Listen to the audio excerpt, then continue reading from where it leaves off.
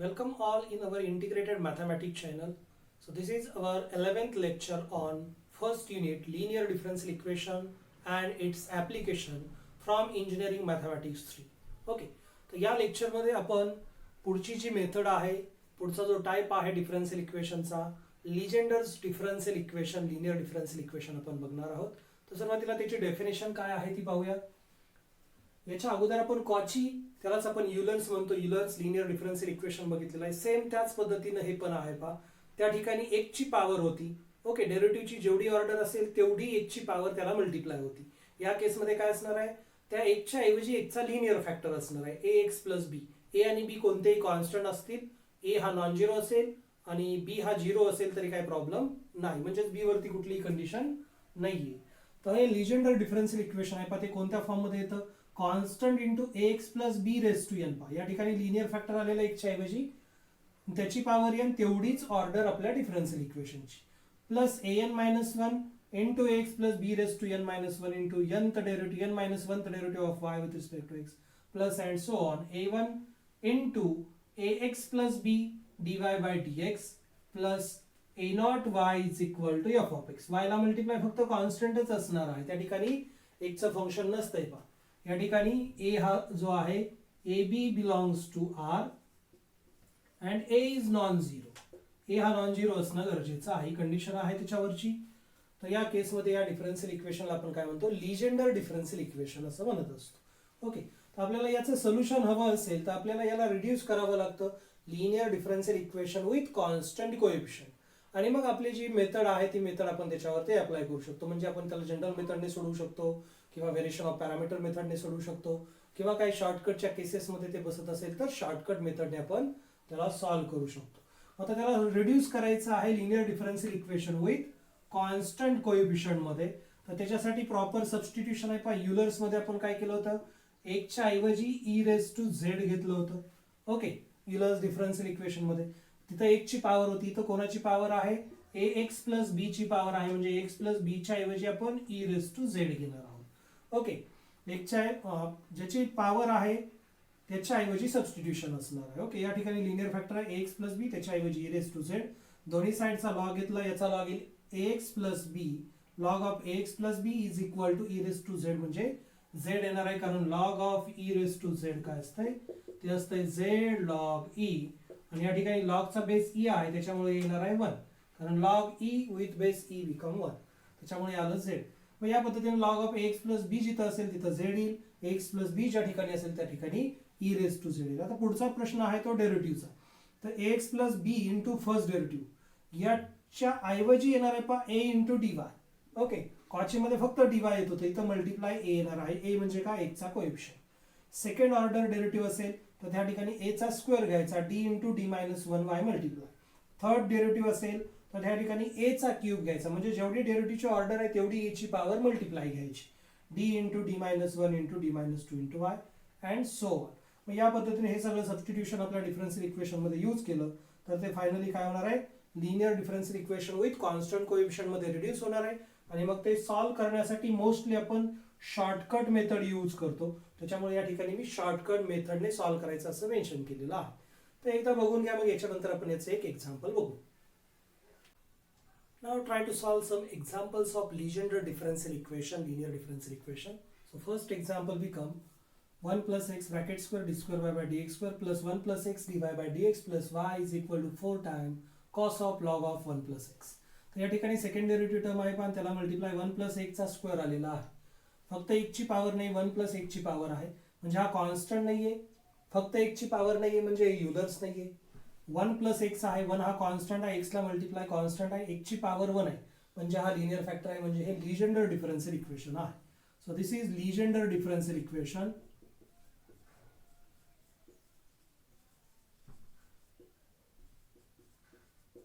So put substitution become या ठिकाणी x plus b म्हणजे आहे 1 plus x. So put 1 plus x is equal to e raised to z.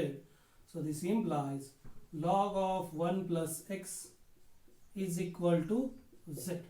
आता काही cases मध्ये आपल्याला x ची व्हॅल्यू पण लागते, तर या ठिकाणी याच्यावरून x ची व्हॅल्यू पण आपण फाइंड करूया. x is equal to e raised to z minus 1 and 1 plus X D Y by D x first derivative term, त्याच्याऐवजी येणार आहे ए, या ठिकाणी ए म्हणजे एकचा कोएफिशियंट 1 आहे, 1 इंटू डी वाय म्हणजे चला डी वाय.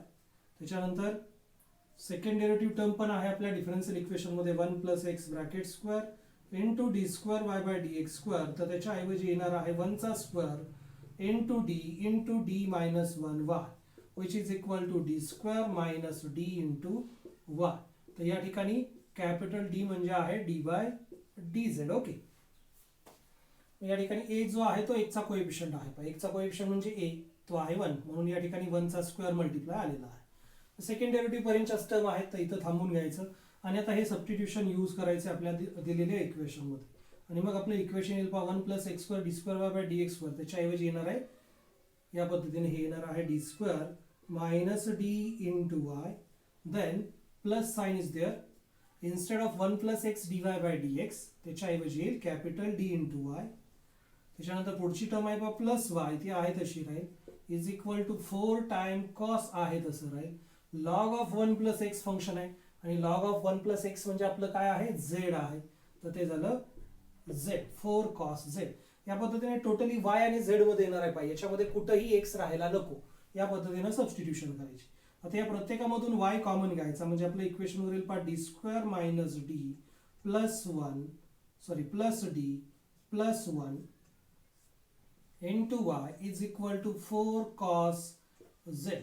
याच्यामध्ये हा मायनस डी आणि प्लस डी कॅन्सल होईल आणि उरेल D square plus 1 into Y is equal to 4 time cos of Z. Now this is linear differential equation in y and z with constant coefficient. Okay, या ठिकाणी coefficient कसे झालेले आहेत आता कॉन्स्टंट झालेले आहेत.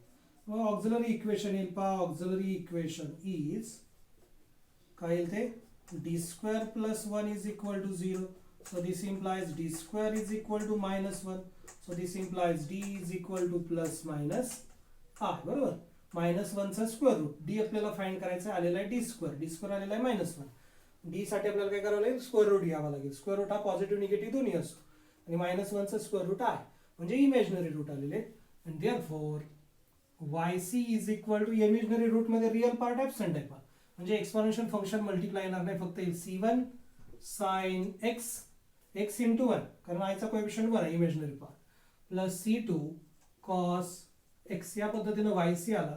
नाव yp is equal to, yp साठी काय करायचं आहे, d चं पॉलिनॉमियल ते आहे ते उजव्या साईडला शिफ्ट करायचं आहे, 4 हा कॉन्स्टंट बाहेर येईल, d चं पॉलिनॉमियल उजव्या साईडला गेलं, D square plus 1 into cos Z हे फंक्शन उरलं. आता कॉस झेड फंक्शन आहे, डी स्क्वेअरची टर्म आहे, म्हणजे आपली दुसरी जी केस आहे शॉर्टकटची ती या ठिकाणी आपण अप्लाय करू शकतो using 1/5 of D square into cos x और ax प्लस b, तर ते येत असते 1/5 of minus a square cos of ax plus b, आणि कंडिशन आहे इथं 5 ऑफ मायनस a स्क्वेअर काय पाहिजे नॉन झिरो पाहिजे. मग या ठिकाणी z चा कोएफिशियंट म्हणजे a असणार आहे, a ची व्हॅल्यू किती आहे 1 आहे, 1 चा स्क्वेअर 1 आणि त्याला मायनस आहे कारण मायनस a स्क्वेअर आपण रिप्लेस करतो, मायनस 1 स्क्वेअर म्हणजे आला मायनस 1 आणि प्लस 1 0 येते म्हणजे 0 येते म्हणजे केस फेल होते. So if 5 of minus a square is equal to 0 then yp become x divided by 5 dash of minus a square into cos of ax plus b. Okay, तर या पद्धतीने ते सबस्टिट्यूशन या ठिकाणी होईल, आपल्याला डेरिव्हेटिव्ह घ्यावं लागेल. So therefore yp is equal to 4 time वरती येणार आहे पहा z, या ठिकाणी x नाहीये z आहे, z मध्ये इक्वेशन आहे, आणि खालच्याचा डेरिव्हेटिव्ह येणार आहे 2d cos z. ओके, या ठिकाणी डी स्क्वेअर येतच नाही, इथं 2 चा भाग जातोय म्हणजे yp येत आहे पहा 2z आणि 1/d ऑपरेट आहे पहा, हा z त्याच्यामध्ये नाही, फंक्शन फक्त काय आपलं cos z फंक्शन होतं, त्याच्यावरतीच हा 1/d ऑपरेट होईल. 1/d म्हणजे काय तर integration of cos z dz. So this is equal to 2z, integration of cos z is sine Z. या पद्धतीने आपल्याला yp मिळून जातो. So finally write since 1/d f of x is equal to integration of f of x, and therefore y is equal to yc plus yp, so which is equal to yc आला होता आपला c1 sin z plus c2 cos z आणि yp आलेला आहे plus 2z sin z, and therefore y is equal to, आता हे z मध्ये आलेलं आहे. आपलं सोल्युशन कशामध्ये पाहिजे आपल्याला, x मध्ये पाहिजे. आपली जी सबस्टिट्यूशन आहे ती या ठिकाणी यूज करायची. सो c1 sin z, पण z ची व्हॅल्यू काय आपल्या इक्वेशन वरून log of 1 plus x, ती z च्या ऐवजी रिप्लेस करा log of 1 plus x. Similarly plus c2 cos z, z च्या ऐवजी log of 1 plus x, then plus 2z, आणि z ची व्हॅल्यू आहे पा 1 plus x, सॉरी z ची व्हॅल्यू आहे log of 1 plus x, so log of 1 plus x into sin z, z च्या ऐवजी log of 1 plus x. तर या पद्धतीने आपलं फायनल आन्सर मिळून जातं in terms of x, y in terms of x. So this is our final solution. एकदा observe करा. Next example of Legendre differential equation is 2x plus 1 bracket square d square y by dx square minus 2 into 2x plus 1 dy by dx minus 12y is equal to 6x. So here this is Legendre differential equation. Therefore put 2x plus 1 is equal to e raised to z. 2x plus 1 is equal to e raised to z. So this implies log of 2x plus 1 is equal to z, right? And from this equation x is equal to e raised to z. आपल्याला याच्यावरून x ची value find करायची. हा +1 shift केला उजव्या साईडला, -1 झाला. हा 2 मल्टिप्लाय तो शिफ्ट केला, मल्टिप्लाय 2 डिवाइड झाला. ओके, या पद्धतीने x आलेला आहे. And 2x plus 1 into dy by dx, first derivative term त्याच्या ऐवजी येणार आहे a into dy. या ठिकाणी a म्हणजे x चा कोएफिशिएंट आहे 2, त्याला 2dy, आणि d म्हणजे काय या ठिकाणी, d म्हणजे आहे d by dz. त्याच्यानंतर 2x plus 1 bracket square into second derivative of y, त्याच्या ऐवजी येणार आहे 2 चा square into d minus 1 y. 2 चा स्क्वेअर 4 म्हणजे झालं 4d. 4d ने ब्रॅकेटच्या आतमध्ये मल्टिप्लाय केलं त्याला 4d square minus 4d into y. आणि आता हे सगळं आपल्या इक्वेशन मध्ये यूज करायचं आहे. थर्ड डेरिव्हेटिव्हची टर्म घ्यायची गरज नाही, कारण आपल्या इक्वेशन मध्ये थर्ड डेरिव्हेटिव्ह टर्म प्रेझेंट नाहीये. Therefore our differential equation become, पहिल्या सेकंड डेरिव्हेटिव्हच्या ऐवजी येणार आहे 4d square minus 4d into y. त्याच्यानंतर इथं कोएफिशिएंट आहे पहा -2, तो आहे तसा राहील. 2x plus 1 into dy by dx, त्याच्या ऐवजी येणार आहे 2dy. त्याच्यानंतर -12y as it is equal to 6 into x. x ची व्हॅल्यू आपल्याकडे आलेली आहे e raised to z minus 1 divided by 2. Okay, तर x ची व्हॅल्यू आपण रिप्लेस केली. आता याला सिम्प्लिफाय करूया. तर येणार आहे 4d स्क्वेअर मायनस 4d, हे मायनस आणि प्लस 2d, ते आलं -4d. त्याच्यानंतर हे -12 into y is equal to function become 3 into bracket e raised to z minus 1. Okay, तर हे झालेलं आहे finally 4d square minus 8d minus 12 into y is equal to 3 into bracket e raised to z minus 1. आता ही left side बघितली तर याच्यातला प्रत्येक term जे आहे d च्या पॉलिनॉमियल मधली ती मल्टिपल ऑफ 4 आहे. तर आपण काय करूया, 4 ने थ्रू आउट डिवाइड करूया. याला 4 ने डिवाइड केलं ते आलं d स्क्वेअर, याला डिवाइड केलं ते आलं 2d, याला डिवाइड केलं ते आलं -3 इंटू y, इकडे डिवाइड केलं ते आलं 3/4 e raised to z minus 1. Since dividing by 4 ने डिवाइड केलेलं आपण थ्रू आउट. आणि आता हे आपलं झालं linear differential equation with constant coefficient. So auxiliary equation is, या ठिकाणी ऑक्झिलरी इक्वेशन आपलं आहे d square minus 2d minus 3 is equal to 0. आणि कॅल्सीचा यूज करून या ठिकाणी डीच्या व्हॅल्यू फाइंड करायच्या. दोन रूट आपल्याला पाहिजेत, तर ते दोन रूट येत आहेत पहा -3 अँड -1, 3, -1. ओके, याचे फॅक्टर येतात पहा d -3 into d plus 1 is equal to 0. आपण दोन नंबर शोधणार आहे ज्याचं मल्टिप्लिकेशन येईल -3 आणि ज्याचे ॲडिशन येईल -2. असे दोन नंबर आहेत -3 into plus 1 become -3 and -3 plus 1 become -2.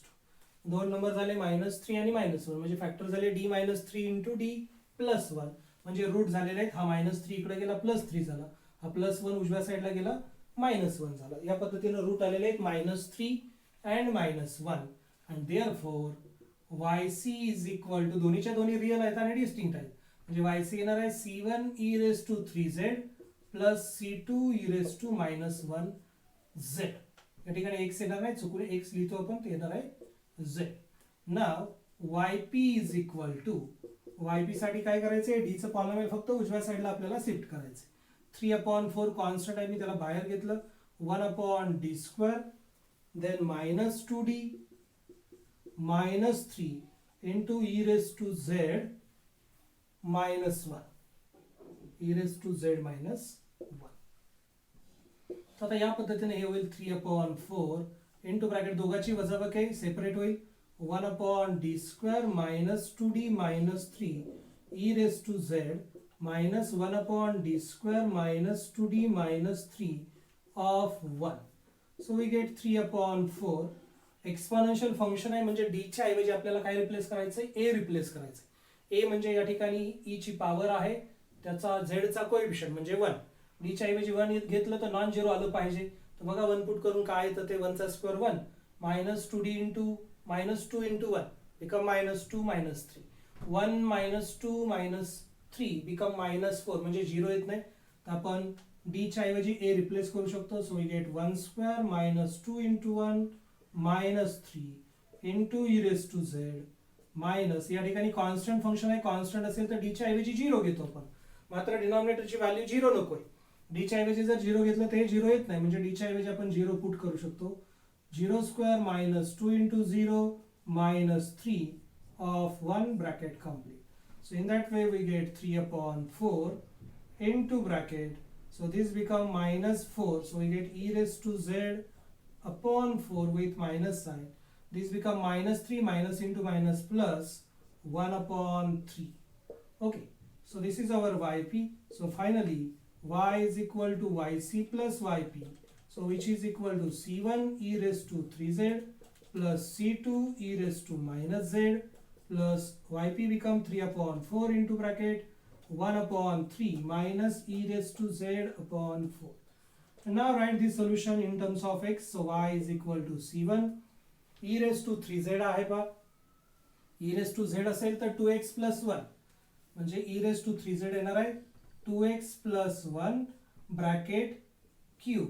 Similarly येणार आहे c3 e⁻⁻z आहे म्हणजे येणार आहे 2x plus 1 bracket raise to -1 plus 3/4 constant as it is into bracket 1/3 minus e⁻⁻z च्या ऐवजी येणार आहे 2x plus 1 divided by 4. So this is our final answer. Okay. तर या पद्धतीने आपण लिजेंडर डिफरन्शियल इक्वेशनची एक्झाम्पल्स सॉल्व्ह करत असतो. अतिशय सोपी आहेत पहा, इझिली तुम्ही याचं एक्झाम्पल सॉल्व्ह करू शकतो. फक्त या ठिकाणी सबस्टिट्यूशन लक्षात पाहिजे तुमच्या आणि फायनली yp फाइंड करण्यासाठी शॉर्टकट मेथडची आपण मदत घेतो.